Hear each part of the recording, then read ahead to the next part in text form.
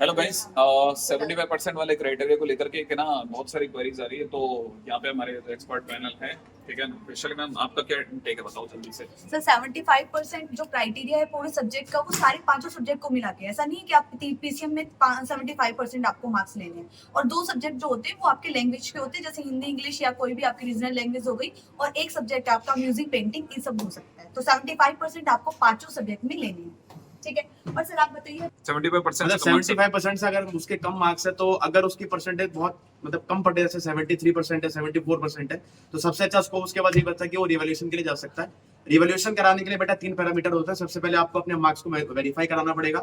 Marks verify कैसे करवाते हैं, मतलब कैसे मार्क्स वेरीफाई? वो जब आपका डेट ऑफ डिक्लेरेशन रिजल्ट है, उसके 4 से लेकर 8 दिन के बीच में विंडो ओपन होती है, तो वहां पर जाके आप ऑनलाइन करवा सकते हो। मतलब 17 से लेकर 21 तारीख, 16 तारीख है तो 17 से 21 तारीख तक वो डेट ओपन हो जाएगी, तो आप अपने मार्क्स को वेरीफाई करा सकते हैं। मार्क्स वेरीफाई कराने के बाद आपको अपनी स्कैन्ड कॉपी मिलेगी। जो अगर आप सेटिस्फाई नहीं होते तो फिर आप उसके बाद अपनी स्कैन्ड कॉपी अरेंज करवा सकते हैं। उसके लिए आपको एडिशनल पे करना पड़ेगा। और फाइनल जो लास्ट स्कोप बचता है इसके अंदर, वो बेटा बच जाता है आपका फाइनली हर क्वेश्चन के आप उसको भी रिवैल्यूएट करवा सकते हैं। इसमें कहीं नंबर कम तो नहीं हो जाएंगे? नंबर का सर जहां तक ये रहता है कि जो आपके नंबर अब आए हैं वो ही मान्य होंगे। मतलब जो रिवाइज रिजल्ट है वही आपका फाइनल रिजल्ट होगा। तो आप इसमें कोई चेंज ना, कम भी हो सकते हैं, कम भी हो सकता है, ज्यादा भी हो सकता है, तो वही आपको एक्सेप्ट करने पड़ेगा। और शार्दुल सर, आपका क्या कहना है? सर किसी के इम्प्रूवमेंट का चांसेस नहीं है। वैसे तो हाँ, ऐसा होता है कि अच्छा। 75% से कम मार्क्स है आपके, और आपको ऐसा लगता है कि सर मेरा कोई एक सब्जेक्ट में कम मार्क्स आ गया, मैं मैनेज कर लूंगा, तो आप एक सब्जेक्ट में इम्प्रूवमेंट तो इस साल दे सकते हो, जो भी बोर्ड है आपका। लेकिन अगर आपके 3-4 सब्जेक्ट में मार्क्स कम है, तो आपको ऑप्शन नहीं बचता, आपको अगले साल ही एग्जाम देना पड़ेगा। कि इस साल ही वो एनआईओएस बोर्ड का एग्जाम दे सकता है। 30 मई तक उसका रजिस्ट्रेशन होता है, और उसका एग्जाम अक्टूबर में हो जाता है। 30 मई? 30 मई तक। अच्छा। अगर फेल हो गया है, अगर आप फेल नहीं हो, आप दोबारा एग्जाम देना चाहते हो, तो आपका एग्जाम अप्रैल में होगा, ठीक है। उसका फॉर्म अभी निकलेगा।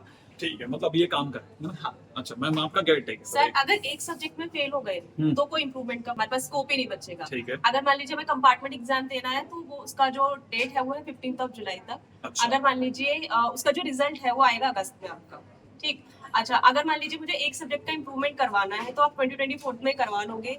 लेकिन अगर मान लीजिए एक से ज्यादा के लिए चाहिए, तो आपको रीअपियर होना पड़ेगा 25। वैसे मैंने सुना है कंपार्टमेंट के एग्जामिनेशन के लिए तैयारी बड़ी धांसू करनी पड़ती है भाई साहब। पेपर बहुत हार्ड हुआ था, मतलब मैंने पिछली बार वाला पेपर दिया था, अच्छा पेपर था मैथ्स का, तो ठीक है ना। तो इसका मतलब ये है। लेकिन मैं आपको ये भी बता देता हूँ, यहाँ पे कोटा के अंदर पढ़ने वाले काफी सारे बच्चे ऐसे होते हैं जो क्या होता है ना, कोचिंग की तरफ ध्यान देने के चक्कर में बोर्ड्स की तरफ उतना ध्यान नहीं दे रहे होते हैं, जो कि उनकी बहुत बड़ी गलती है। ये सभी, मतलब मैं कोटा की बात नहीं कर रहा, इस सभी जगह होता है। तो अगर भाई देखो, कोई भी बच्चा अगर भाई वे इस तरह की सिचुएशन में स्टक हुआ है, और अगर कंपार्टमेंट लेने का मौका पड़ रहा है, तो आपको वहां जाके पता चलेगा, अरे तू भी है क्या?